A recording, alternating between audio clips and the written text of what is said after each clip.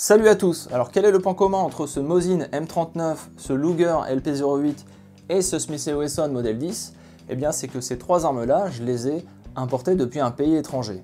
Le Mosin vient directement de Finlande, le Luger d'Allemagne et le Smith & Wesson, je l'ai importé depuis le Luxembourg. Donc dans cette vidéo, je vais vous montrer, vous expliquer comment importer une arme à feu depuis un pays de l'Union européenne uniquement, et vous allez voir que c'est très simple à faire. Alors je n'aborderai pas l'importation depuis les États-Unis ou la Suisse, mais je mets quand même en description de la vidéo deux expériences de personnes qui l'ont fait, avec une idée du coût en fait de l'importation, parce que c'est bien ça le problème, c'est que même si aux États-Unis ou en Suisse il y a du matériel très intéressant et de premier abord à prix très intéressant aussi, ce qui plombe un petit peu la démarche, ce sont surtout les taxes. Ça faut le savoir. Par exemple, on a importé avec un ami des lunettes pour fusil, des reproductions de lunettes très anciennes. Ce sont des lunettes qui coûtent 400 $ aux États-Unis. On en a eu quand même pour deux lunettes seulement quasiment 190 € de taxes de douane. Donc bon, faut vraiment se renseigner, mais ce n'est pas impossible d'importer une arme à feu depuis les États-Unis ou la Suisse. Donc je ne vais pas rentrer dans les démarches d'achat d'une arme à feu en France, il y a plein de chaînes, plein de vidéos sur YouTube qui en parlent. Je vais considérer que vous savez déjà comment le faire. Oui aussi, ne me demandez pas en commentaire des adresses d'armuriers qui vendent à des Français. Je laisse le soin à chacun de faire ses propres recherches, mais c'est pas très compliqué. En quelques clics, vous allez trouver quelques adresses sympas. Ce qu'il faut savoir aussi, c'est que selon certains pays, le classement des armes n'est pas le même. Des armes qui sont de catégorie D chez nous ne seront pas libres de vente dans le pays où on désire en acheter. A l'inverse, chez nous, vous savez très bien qu'il y a beaucoup d'armes, tout ce qui était ancienne, full auto, sont passées en catégorie A, et dans certains pays, elles restent toujours en catégorie B. Donc là, il faut se renseigner. Donc voilà, il y a des règles qui peuvent changer selon les pays. Par exemple, la Belgique, il faut savoir que les armuriers belges peuvent avoir des sites web où ils peuvent afficher les armes en vente, mais ils ne peuvent pas envoyer les armes. Donc si vous achetez une arme en Belgique, il faudra se déplacer et aller la chercher sur place. Mais sinon, les démarches sont absolument identiques. Alors on pourrait se poser la question, pourquoi s'embêter à importer une arme à feu depuis un pays étranger, alors que bon, en France, il y a beaucoup d'armureries et il y a beaucoup de matériel. Le seul point, c'est qu'il y a peut-être certaines armes que vous ne trouverez pas en France, ou alors à certains tarifs peu avantageux. Par exemple, ce M39 finlandais, il est 2 fois moins cher en Finlande, et même avec les frais de port, etc., ça reste quand même très intéressant d'en faire importer un. Il y a peut-être certaines armes aussi que vous n'allez pas trouver tout simplement en France, et que vous allez trouver plus facilement, je sais pas, en Italie ou en Allemagne par exemple. Alors concrètement, comment ça se passe? C'est extrêmement simple, et c'est comme en France. Vous trouvez l'arme que vous souhaitez acheter, vous contactez l'armurier, et vous lui demandez s'il accepte de vendre à un Français.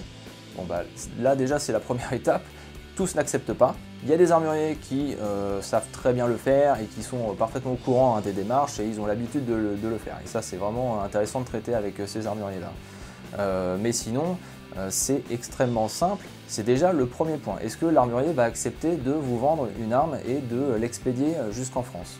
Ensuite, si vous vous mettez d'accord, eh bien là, il va y avoir une démarche à faire auprès des douanes françaises.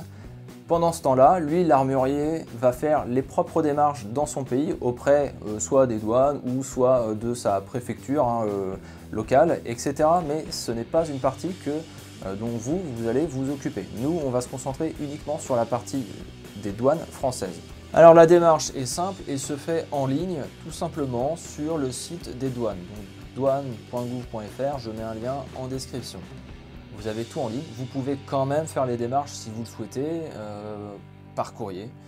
Mais bon, sachez que c'est très simple de le faire ici. Donc vous êtes un particulier, vous achetez une arme, vous l'importez depuis un pays tiers à l'Union européenne. Vous avez le service en ligne et formulaire. Donc comme je le disais, vous avez toujours l'adresse pour l'envoyer par courrier, mais je vous conseille de le faire vraiment par le formulaire, c'est très simple.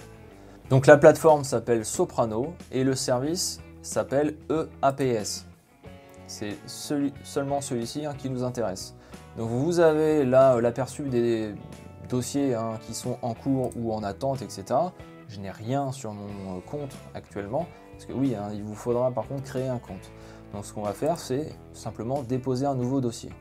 Donc vous remplissez hein, les informations basiques, hein, vous êtes un tireur sportif ou autre. Ce qui sera important, c'est évidemment où se trouve l'arme. Donc là, on va mettre par exemple l'Allemagne. On va l'importer en France. Voilà. Donc vous connaissez hein, le classement de l'arme. C'est une arme, voilà, on va mettre n'importe quoi, de catégorie B. C'est une arme 2 points. On va l'ajouter. On va faire juste, je vais pas valider évidemment, mais juste vous montrer. Donc on va dire que je veux importer un Mauser P08 pour changer. Vous indiquez juste les caractéristiques de l'arme. C'est pas compliqué. Donc 8. Alors ce qui est un peu bizarre, c'est qu'on demande la date de fabrication de l'arme. Moi j'ai toujours mis la date du modèle de l'arme. Donc là je vais mettre 1908 et je ne mets pas évidemment la date de fabrication de l'arme précisément selon le numéro de série. Ça serait un peu trop compliqué comme à demander. Moi je mets ça, ça s'est toujours bien passé. Donc c'est une répétition semi-automatique, voilà. Page suivante, on va mettre la quantité d'armes qu'on veut. Bon, j'avais déjà pré-rempli, on va dire que l'arme coûte 1000 €. Le numéro d'identification, c'est évidemment le numéro de série de l'arme. L'arme est éprouvée CIP. On commande une arme et on va payer en euros. Le pays d'origine de l'arme, c'est l'Allemagne. Ça n'a pas une apparence d'arme automatique de guerre, hein, évidemment. Le code douanier, alors ça c'est important, il va vous falloir trouver sur internet ce code. Vous tapez simplement sur Google hein, code douanier arme à feu et vous tombez sur cette liste là. Et vous voyez que on a par exemple la catégorie 9301, ça correspond aux armes de guerre ou pistolets mitrailleurs, donc il y a peu de chances que vous puissiez importer ce type d'armement. Par contre là on a tout de suite voilà 9302. Revolver et pistolet. Donc vous prenez simplement ce code là et vous le mettez ici dans le formulaire.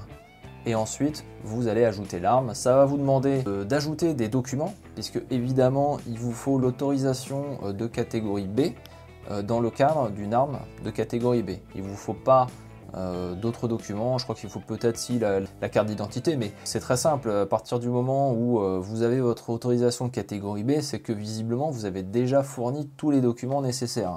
Même si je sais qu'on est en France, on aime bien l'administratif, là c'est quand même bien fichu. Donc vous voyez, c'est pas très compliqué, en quelques clics, vous allez pouvoir demander votre accord préalable pour le transfert ou pour l'importation hein, d'une arme à feu depuis un pays de l'Union européenne. Vous pouvez en plus suivre très facilement votre dossier. S'il manque un document, vous aurez un mail hein, très rapidement vous demandant de remplir ou de modifier votre autorisation. Évidemment là je floute hein, les informations puisqu'il y a des données personnelles. Mais c'est quand même très simple comme procédure. Donc vous avez rempli les informations en ligne sur le formulaire et vous recevez environ 15 jours plus tard un document avec le nom de l'armurier, c'est un récapitulatif en fait de ce que vous avez rempli et c'est signé par le directeur des douanes françaises. Et c'est ce document-là qu'il va falloir envoyer à l'armurier dans l'autre pays. Ce document-là est très important hein, puisque évidemment en cas de contrôle, hein, il faut justifier de pouvoir de faire un transfert et d'importer une arme. Mais voilà, il n'y a pas de raison particulière que ce document-là ne vous soit pas remis. C'est simplement une démarche administrative de plus à faire. Donc vous avez votre accord préalable de transfert et vous envoyez votre autorisation de catégorie B française et c'est bien l'armurier étranger européen qui va remplir lui-même les documents comme en France. Il n'y a pas de changement là-dessus. Là aussi, hein, l'armurier fait exactement les mêmes démarches que vous de son côté. Là, par exemple, j'ai le document du ministère de la Justice hein, du Luxembourg qui atteste bien que l'armurier Intel a le droit de m'envoyer ce Smith & Wesson. Donc vous voyez, c'est quand même pas compliqué, il suffit juste d'un document, de faire une démarche auprès des douanes. Il n'y a pas de raison, encore une fois, que le document ne vous soit pas remis. C'est pas une autorisation de catégorie B. Hein. C'est juste une démarche administrative. En plus, quand on est tireur sportif, je pense qu'au niveau des démarches administratives, on a un peu l'habitude. Donc ce serait dommage de se priver d'acheter des armes quand même intéressantes et qu'on ne trouvera en tout cas pas ou difficilement en France. Voilà, donc la vidéo touche à sa fin sur l'importation d'une arme à feu depuis l'Union européenne. N'hésitez pas à poser vos questions dans les commentaires, j'essaierai d'y répondre au mieux. Je vous remercie d'avoir suivi jusque-là. N'hésitez pas, comme d'habitude, à liker, à commenter. Et je vous dis à la prochaine!